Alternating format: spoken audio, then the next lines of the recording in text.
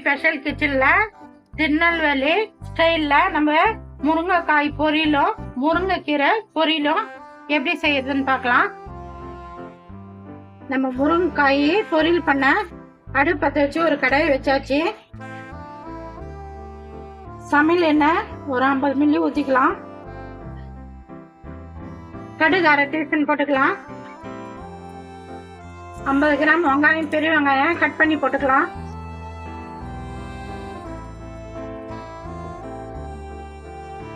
வரமிளகா 3 போட்டுக்கலாம். வெங்காயம் சீக்கிரமா வதங்கிறதுக்காக முன்னாடியே உப்பு போட்டுடலாம். நான் கல் உப்பு போடுறேன். இந்த பொரியலுக்கு தகுந்த மாதிரி உப்பு போட்டுடலாம். ஒரு கைப்பிடி கருவேப்பிலை போட்டுக்கலாம். மஞ்சள் பொடி ஒரு 1/2 டீஸ்பூன் போட்டுக்கலாம்.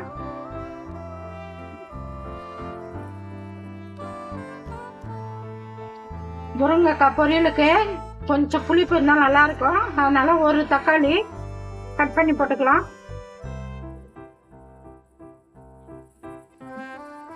சூப்பரா இருக்கும் தக்காளி போட்டு செஞ்சா பொரியல். ஒரு 1/2 கிலோ முருங்கைக்காய் கட் பண்ணி வச்சுக்கிறேன், போட்டுக்கலாம்.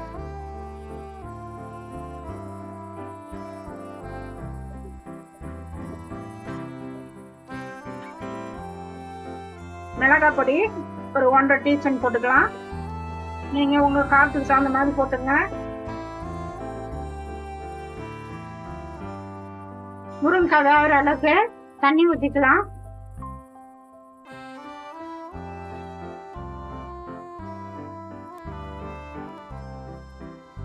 ஒரு தட்டு போட்டு மூடிடலாம். முருங்கைக்காய் நல்லா வேகட்டும்.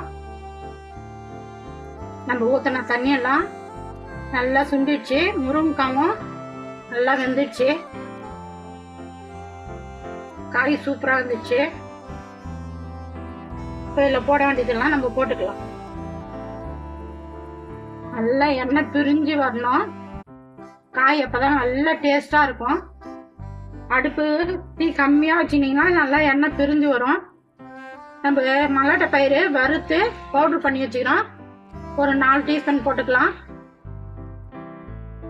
நல்லா சூப்பரா டேஸ்டா இருக்கும். திருவுன தேங்காய் ஒரு 2 டீஸ்பூன் போட்டுக்கலாம்.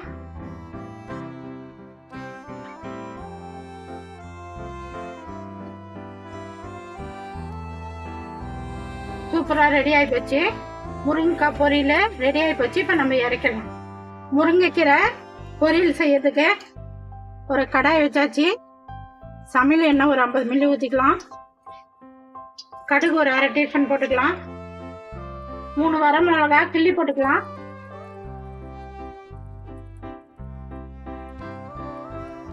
நூறு கிராம் வெங்காயம் கட் பண்ணி போட்டுக்கலாம். வெங்காயம் ஒரு கண்ணாடி பதம் வரட்டும். கீரைக்கு தகுந்த மாதிரி உப்பு முன்னாடியே போட்டுக்கலாம். கல் உப்பு போடுறேன். சீக்கிரமா வெங்காயம் வதங்கிடும். முன்னாடியே உப்பு போட்டேன். வெங்காயம் ஒரு கண்ணாடி பதம் வந்துச்சு. நம்ம முருங்கைக்கீரை அலசி வச்சுக்கிறோம். கீரையை போட்டுக்கலாம். நல்லா எண்ணெயில கீரையை நல்லா வதக்கலாம். கீரை எண்ணெயில நல்லா வதக்காச்சு. கீரை வேகிற அளவுக்கு தண்ணி ஊற்றிக்கலாம். ஒரு கிளாஸ் தண்ணி ஊற்றினா போதும். கீரை நல்லா வேகணும். முருங்கைக்கீரை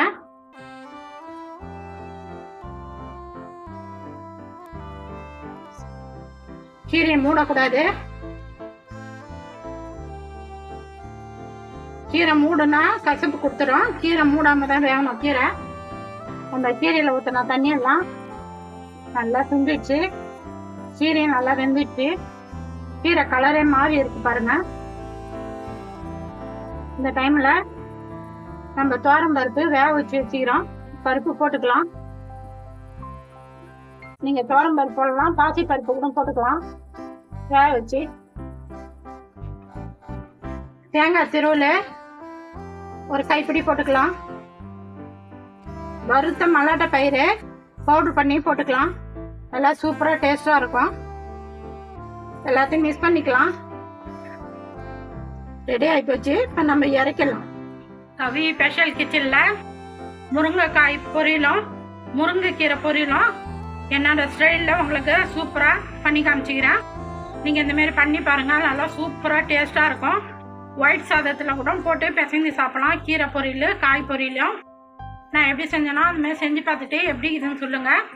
எனக்கு சப்போர்ட் பண்ணுங்கள். இந்த வீடியோ பிடிச்சிருந்தா லைக் பண்ணுங்கள், ஷேர் பண்ணுங்கள், சப்ஸ்கிரைப் பண்ணுங்கள்.